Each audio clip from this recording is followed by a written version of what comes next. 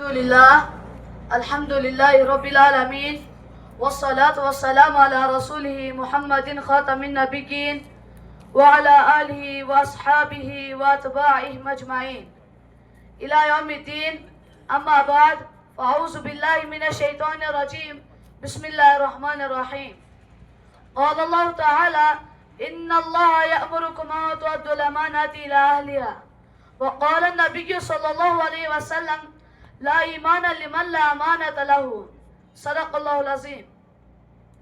درد مندان ملت جس دین و مذہب کو ماننے اور چاہنے والے ہیں وہ اللہ رب العالمین کا سب سے پسندیدہ دین ہے، اور اللہ تعالیٰ اپنے بندوں کو اسی دین پر دیکھنا اور اس کے احکامات ماننے کی طاقت زندگی گزارتا ہوا دیکھنا چاہتے ہیں، اور ان کے لیے اللہ نے اسی دین کو پسند کیا ہے، اسی سے راضی ہے. قرآن کریم کی آیات کے ذریعے بھی اور اپنے پیارے حبیب محبوب آخری رسول محمد عربی صلی اللہ علیہ وسلم کے پاکیزہ کلام کے ذریعے بھی بار بار صاف صاف بتلا دیا ہے اور کہلوا دیا ہے کہ ہمارے پسندیدہ دین اسلام سے ہٹ کر اور اس کے احکام سے منحرف اور کنارہ کش ہو کر تم لاکھ عبادت کر لو، لاکھ راستہ بنا لو، لاکھ طریقہ نکالو، ہمارے دربار میں اس کی کوئی حیثیت نہیں، تم نقصان اٹھاؤ گے.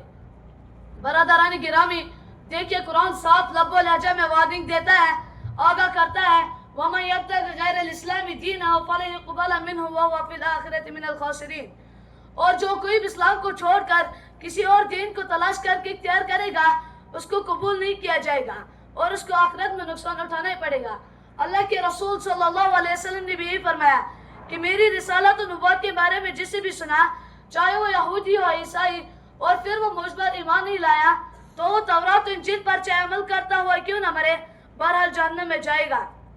برادران ملت، میں آپ حضرات کو جس موضوع پر اور جس بات پر لانا چاہتا ہوں اس کے لیے سب تمہید تھی کہ پہلے آپ اسلام کی حقیقت اور حیثیت کو دل و دماغ میں تازہ کر لیں.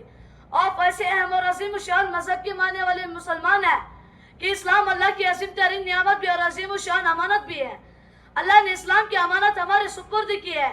ایسے عظیم الشان رسول کے ذریعے بھی جو صادق و امین ہے، آپ نے امانت داری سے اللہ کی امانت کو ایسی اللہ کے بندوں تک پہنچایا جیسے کہ اللہ نے ان پر نازل فرمایا تھا. سامعین کرام، اس لیے حضور صلی اللہ علیہ وسلم نے ارشاد فرمایا: جس میں امانت نہیں ہے اس میں ایمان نہیں ہے. ایمان نام ہے اللہ کو ایک ماننا، اس کی کتابوں، رسولوں، فرشتوں اور قیامت کے دن کو ماننا، تصدیق کرنا، اور رسول سے جو دین پوچھا، جو ایمان ملا، جو قرآن ملا، اس کے احکام کو قبول کرنا، اسی کے مطابق عمل کرنا، یہ امانت کی ادائیگی ہے. ہماری زندگی جس کو ہم اپنی زندگی کہتے ہیں یہ اللہ کی امانت ہے. ہم کو یہ زندگی اسی طرح گزارنی ہے جیسے اللہ تعالیٰ چاہتے ہیں. بزرگ اور بھائیو، اس لیے ہم کو حکم دیا ہے تم اسلام کے پیروکار ہو، تم ایمان لائے ہو تو امانتوں کو اس کے اہل کے حوالے کرو، خیانت مت کرو، ورنہ خیانت کا بھیانک انجام بھگتنا پڑے گا. اللہ کے رسول صلی اللہ علیہ وسلم نے منافق کی 4 صفت بیان کی ہے کہ اس کو جب امین بنایا جاتا ہے تو خیانت کرتا ہے، جب وعدہ کرتا ہے تو وعدہ خلافی کرتا ہے، جب بات کرتا ہے تو جھوٹ بولتا ہے، جب لڑتا ہے تو گالی دیتا ہے.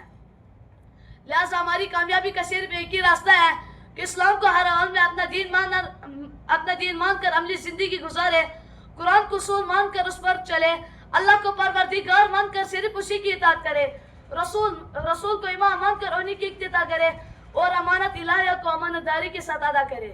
پھر دیکھے گا کہ کس طرح ہماری عظمت کا پرچم لہراتا ہے اور اسلام کا نام ہر 4 دانگ عالم میں گونجتا ہے. وآخر دعوانا ان الحمدللہ رب العالمین.